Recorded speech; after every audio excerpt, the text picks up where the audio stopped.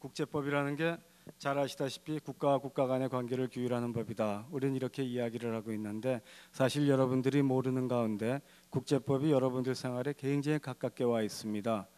여러분들이 미국에 여행을 한다든지 할 적에 비자를 받거나 또 항공권을 구입하거나 비행기를 타고 가가지고 거기에 머무르는 이러한 모든 과정들이 사실 국제법과 연관이 되어 있다 이렇게 생각이 됩니다.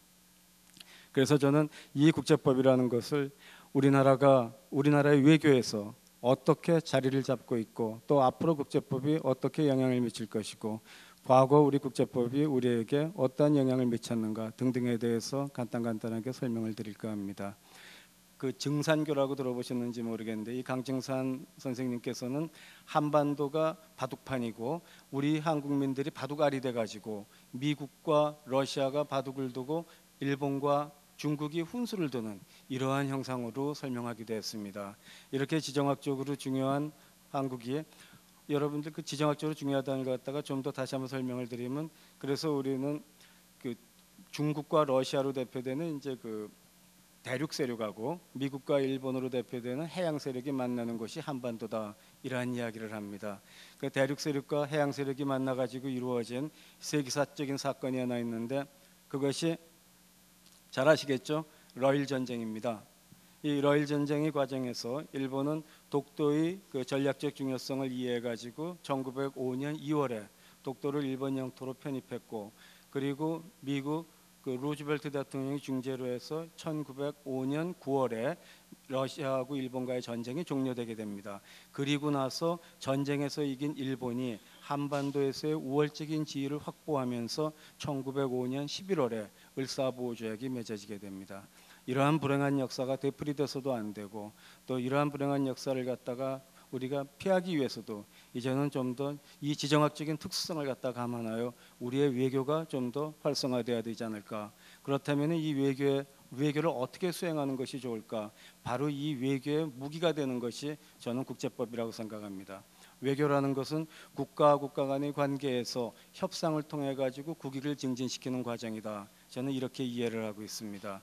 그런데 이 외교를 하는 데 있어서 결국은 서로가 상대방의 입장이 다르기 때문에 이 외교의 과정에서 틀이 필요해요. 그랬을 적에 우리는 국제법을 통해 가지고 제가 적절히 한번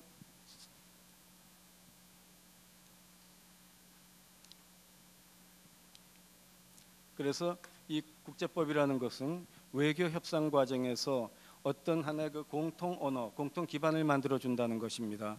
법치나 정의나 질서 같은 이러한 보편적인 가치를 갖다가 설정해 주기 때문에 국제법을 통한 외교를 할 적에는 모두가 벗어나기가 참 어렵죠. 올바른 일을 하자는 정의, 법치, 질서를 이야기하는데 나는 아니라고 하기가 굉장히 어렵겠죠. 그 다음에 국제법을 통한 외교 속에서는 그 외교의 어떤 그 형식과 절차와 이러한 모든 틀을 제공해주고 있기 때문에 말하자면 외교 과정을 통해서 이루어지는 그 협상의 결과가 결국은 조약이라든지 하는 그런 형태로 문서로 남게 되는데 이러한 문서를 저기 써 있는 대로 비엔나 협약 같은 데를 보면은 조약은 이렇게 체결한다. 이러한 조약은 무효다라는 규정들이 있습니다. 이에 따라서 우리가 외교 협상이 이루어질 수 있다. 또 하나는 우리 그 국제법이라는 것은 여러분들 외교 협상 과정에서 분쟁이 발생할 수가 있습니다. 그러한 분쟁이 발생하게 되면은 이 분쟁을 해결을 해야 되는데 바로 그 분쟁을 해결하는 국제법적인 분쟁 해결의 절차를 갖다가 규정해주고 있다. 국제사법재판소 규정 같은 데 보면은 이러이러한 법률적인 분쟁은 이렇게 해결한다 하는 그러한 절차가 상세하게 규정이 되어 있습니다. 그러나 국제법을 통한 외교에서 가장 중요한 것은 무엇보다도 국제법은 바로 약소국이 강대국을 향해서도 주장할 수 있는 그런 명분입니다. 교섭 과정에서 국제법상 분명히 무력 사용이 금지된다고 그랬는데 국제법상 저기 나와 있는 대로 팍타 순트 세르반다라는 말은 뭐냐 하면은 여러분들이 꼭 기억해 주시면 좋을 것 같아요. 약속은 지켜져야 된다 이러한 뜻입니다. 그러니까 너가 약속을 했으니까 팍타 순트 세르반다 원칙에서 약속을 지켜야 되지 않겠느냐. 국제법상 무력 사용이 금지되어 있다고 그랬는데 무력을 사용한 것은 잘못이지 않느냐. 이러한 주장을 할 수 있다는 것입니다. 그리고 밑에 나와 있는 대로 A person cannot be judged in his own case. 어떻게 네가 이 사건에 있어서 네가 재판관이 될 수 있겠느냐. 그건 잘못된 것이다. 이러한 주장을 한다는 것입니다. 여러분 잘 아시다시피 이스라엘하고 팔레스타인이 분쟁이 많죠. 그러면 이스라엘이 팔레스타인을 공격을 합니다. 공격을 하고 난 다음에 어떻게 하냐면은 바로 자기가 잘못했다는 시인을 하지 않고 국제법에 따라서 정당방위로서 무력을 행사한 것이라고 그래가지고 빠져나가고 있습니다. 만약에 앞으로 미국이 시리아의 화학무기를 갖다 구실로 해가지고 시리아를 공격한다면 제 생각에는 시리아 국민들이 화학무기에 의해서 희생이 됐기 때문에 그러한 인도적인 간섭을 한다, 휴머니테리안 인터벤션이라든지 아니면은 화학무기라는 그런 대량 살상무기 폐기가 우리 국제사회가 추구하는 가치구 이상이기 때문에 그러한 명분에 따라서 한다고 주장하지 결코 내가 불법적으로 무력을 사용했다고 주장하지는 않을 것입니다. 자, 독도에 대해서 한번 여러분들과 같이 생각을 해보겠는데요.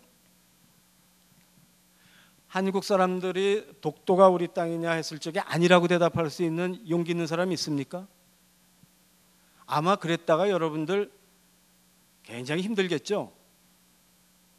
일본에서는 독도가 일본 땅이 아니다 이렇게 얘기한 사람은 있어요.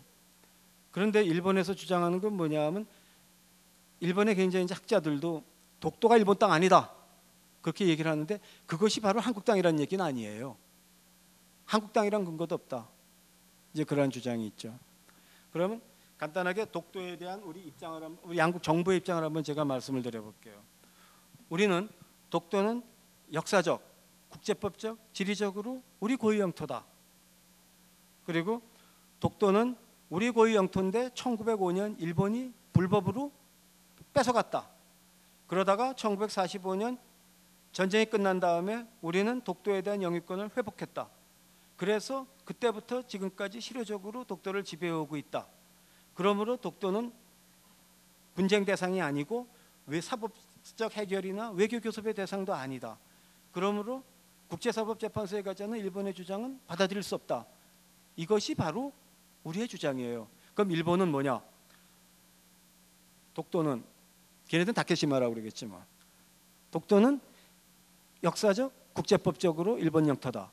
걔네는 지리적이란 말은 안 써요. 우리보다 머니까. 두 번째, 독도는 1905년 일본이 국제법 원리에 따라 가지고 무주지이기 때문에 일본 영토로 편입했다.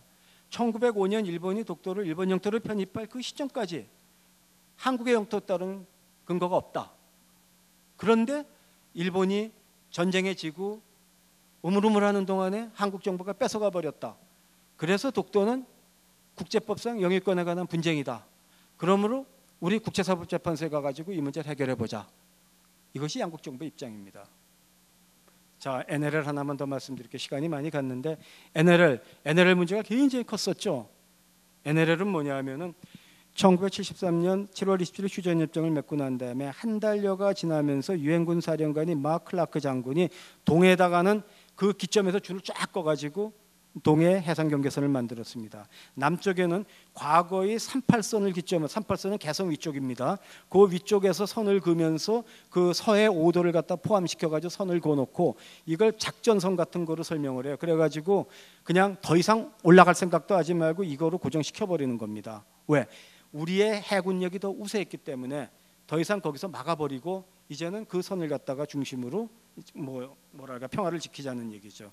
그것이 바로 우리가 NLL을 만들게 된 배경인데 당시에 북한 측에다가 통보하지 않았습니다. 그래가지고 북한 측에 통보하지 않았기 때문에 무효다. 그렇기 때문에 이건 해상 경계선이 아니다. 이런 얘기들을 하고 있는데 1953년에 이 선이 만들어지고 난 다음에 북한이 한 번도 여기에 이의를 제기하지 않았습니다. 70년대 이의를 제기했다고 하는데 이 얘기를 제기했어도 그냥 지켰어요. 그래서 응고가 됐어요. 이제 더 이상 아니라고 할 수가 없어요. 그 다음에 1992년에 남북기본합의서를 체결하면서 기존의 경계선을 갖다 존중한다고 그랬어요. 존중한다는 얘기는 뭡니까? 해상 경계선 인정을 한다는 얘기죠. 그거를 뭐 지금 키신저가 옛날에 저거는 서로 남북한 간에 뭐라고 그러죠? 국경선이다 아니다 뭔다 이런 얘기를 했다고 그래가지고 막 문제가 되고 그랬는데 뭐 키신저 말도 틀리지 않죠. 국경선 아닐 수 있죠. 그러나 국경선이 아니라 남북한 간의 정전협정을 지키는 과정에서 육지에는 휴전선 디마케이션 라인이 있지만 해상에 없는 걸 동해는 이렇게 직선으로 서해는 이렇게 구부러진 상태로 해가지고 이 선을 갖다가 만들어서 이걸 그대로 지켜오고 있는 것이기 때문에 NLL은 국경선 사실상 북한과 우리의 해상 경계선이라고 보고 또 그것을 북한도 존중해 왔다. 이제 이렇게 이해를 하시면 아주 간단할 것 같습니다.